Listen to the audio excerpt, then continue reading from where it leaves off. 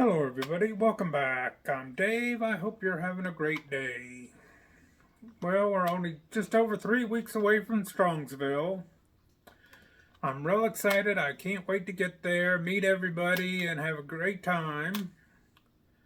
Got my budget all set and ready to go.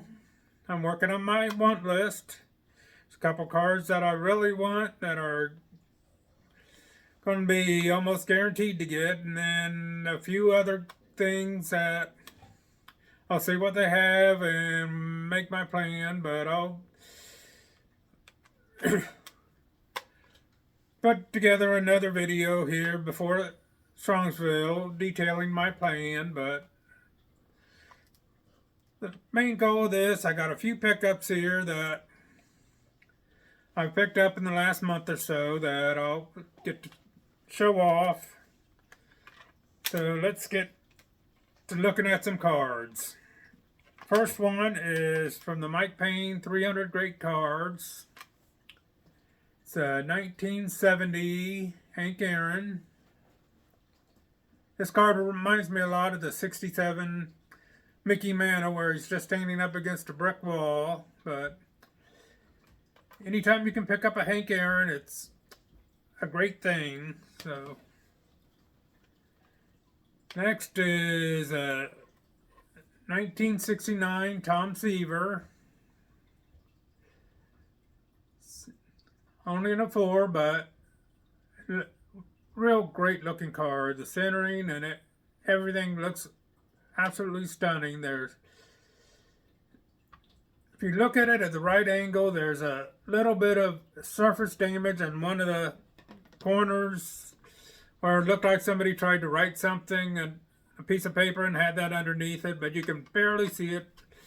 So I took the discount and real happy to get that great looking card. Next, I have knocked off a couple more cards from my 67 set. That's getting closer to the end. The first card is number 562 of Steve Blass. Steve was working on a real great career. He had about 103 wins in 1971. He had a 15-8 record, and then 72 he had a 19-8 record. And he finished second in the Cy Young. But coming to 73, he got what one sports writer called the Steve Blass disease, also known as Chuck Knobloch disease, Recane-Keel disease, Steve Sachs, where it got something in his head where he just lost everything. 73, went 3-9 and had an ERA of almost 10. And before he was shut down for the year, and then he tried to pitch one game in 74, and his career was over after that. Hate to see that in a player, but those things happen. And I think he went on to start coaching and stayed around the couple teams after that, but he was never the same. And the next card I got is one of the bigger cards I have left. It's the last card of this set. It's a number 609 of Tommy John. I was happy to get that in a 5.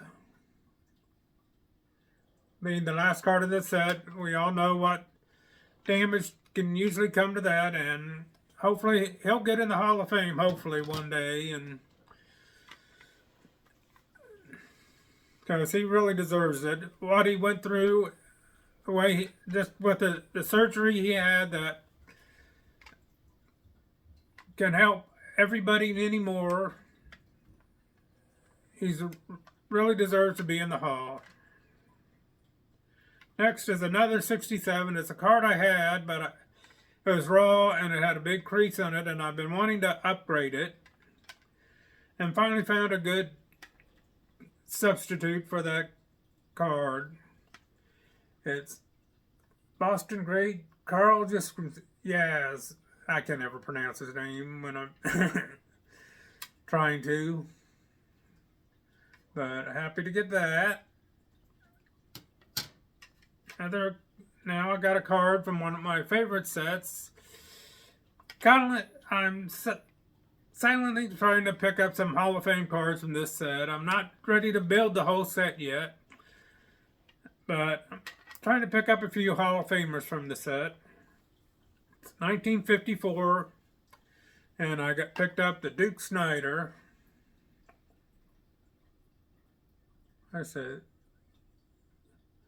this could be my next set build, but I'm not even going to try it till I finish the 67 set and give me a few months to relax from that. And like I said, I'll pick up a few Hall of Famers. If I decided I'm going to try to go for the Hall of Famers first and then work on the commons and everything later. Final card I have is a card I've been wanting for a while. It's one of the great multiplayer cards. It's a 1968 Superstars with Mickey Mantle, Willie Mays, and Harmon Killebrew. Let's try to get the glare off here. Like I said, three of the great hitters of all time, all in one card. I'm just thrilled to get that. But that's all I got for today. Like I said, ready for Strongsville. Can't wait to meet everybody. Gonna be a real fun time. But until next time, that's all I got. So peace.